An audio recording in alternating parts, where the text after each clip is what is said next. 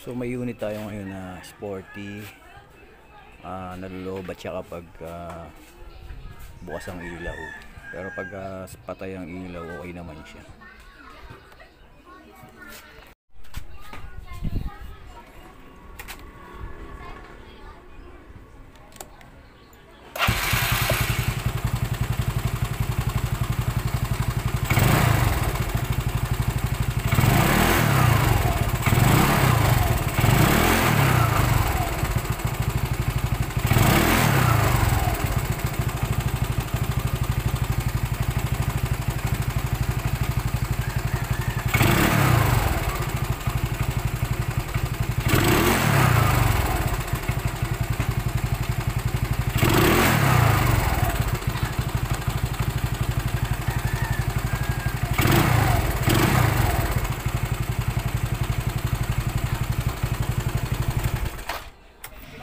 Bali gagawa tayo ngayon ng fast charger mga boss.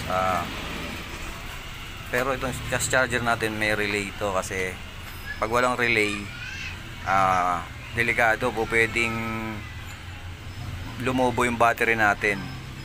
Kasi nga tuloy-tuloy yung ano niya, yung pagcha-charge niya sa battery kahit na walang gumagamit ng ng power na yon. Okay? Itong gagamitin yung relay, itong 4-pin na relay. Huwag kayong gagamit ng ganito. Ito gagamitin nyo, ito. Huwag yung ganito Yung nasa gitna, ayan. Ito kasi kailangan natin. Pwede rin yung 5-pin na relay, pero ang hindi nyo gagamitin yung 87. Ang gagamitin nyo lang 87A. Okay, inulit ko, huwag kayong gagamit ng ganitong relay Ayan. Transparent yan, pero ganyan yung klase ng ano niya, ng socket niya. So ganito dapat. Hindi na natin kailangan ngayon mag full wave dahil nga meron na tayong technique na iba. Mas tipid to kasi magkano lang to, 80 pesos lang to. Okay, sundan nyo na lang ako So syempre kailangan din natin ng socket. Pwede rin kayong bumili ng ganitong relay na 5-pin. Ang hindi nyo lang gagamitin itong 87. Ay, ito, baliktad. Hindi nyo lang gagamitin itong 87. Ayan, pwede yan. 87A lang naman gagamitin natin. Basta wag lang ganito. Bali ganito ang lalabas niya ang itsura. Yan. Wala siya dun sa 87.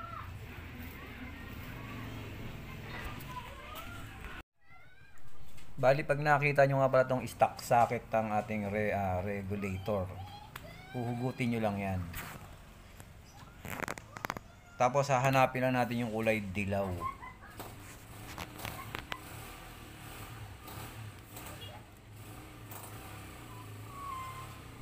Pag nakita na natin itong kulay yellow, ayan, ito yung ating light coil kung tawagin.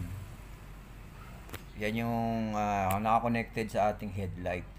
Bali, puputulin lang natin ito sa gitna. Ayan, nakita na natin yung kulay yellow na wire. Ayan, pinutol ko na yan sa gitna. Tapos ang gagawin nyo, itong dalawang nasa gitna nitong socket na 87, yung pinakagitna. 87A yan tsaka itong nasa baba, 87A, yan ang number 30. Ikakabit natin yan doon sa pinutol nating dalawang yellow. Walang problema kahit alin ang ikabit nyo yan, kahit magkabaliktaran pa yan. So ganito magiging itsura niya, Yung 87A at saka number 30 sa baba, ikakabit natin dun sa dalawang pinutol na yellow. Walang problema kahit magkabaliktaran. Next naman natin tong number 85 na wire. Ito naman ay ilalagay natin sa ground. So ang ground ng Yamaha ay kulay black. So andi dito rin siya sa katabi ng ng yellow. Pwede natin yan ikabit yan. 85 sa ground. Maliwanag ba? Yun, naikabit na natin yung 85 sa ground. Ang panghuli natin itong isa, number 86. Ito naman ikakabit natin doon sa ating switch. switch ng headlight. Dito yan sa may pindutan. Yan, yung pindutan dyan, meron dilaw tsaka pula dyan. Doon natin ikakabit, bali bubuksan natin yung harap natin. Bali, meron tayo ritong wire dito sa loob na konektado rito sa socket na to. Hanapin nyo lang yung tatlong wire. Kasi yun ang galing doon sa may switch. Yan. Ito, tatlong wire to. Kasi yung isa, dalawa yan. Bali yan dyan sa may starter galing yon. So, hanapin nyo lang dyan yung yellow na may red. Doon natin i-connect. Yun yung galing sa sa ilaw eh. Pinaka main switch ng ilaw. Ito yung hinahanap natin, no. Ito yung yellow na may red. Ito kasi yung pinaka main ng ating ilaw. Ito yung pinaka main wire. Papunta rin siya rito sa switch natin on off. High and low pala. Yan, ganito ha. Dinugtungan ko siya ng mahabang wire pababa. Ginagapang ko dito. Yan. Papunta rito sa sinasabi ko sa inyo na number 86 na pinakahuling socket na pinakahuling wire na kakabitan natin. So gagaan na lang pala tong ating fast charger kapag binuksan natin ang ating headlight. Pero kapag nakapatay ang headlight, bali naka-off din siya. So walang mangyayaring paglobo ng battery, walang overcharging na mangyayari. Kasi gumagana lang siya kapag bukas ang ilaw, ibig sabihin nakakain niya rin yung power na nilalabas niya.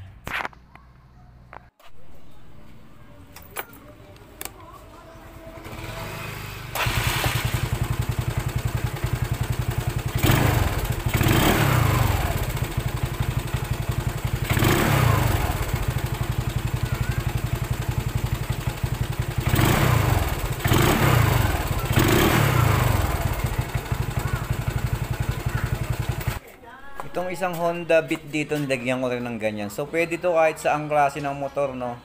Pwede nyo gawin yan. Basta sundan nyo lang, same process lang. Basta tama lang yung connection. Gagana yan.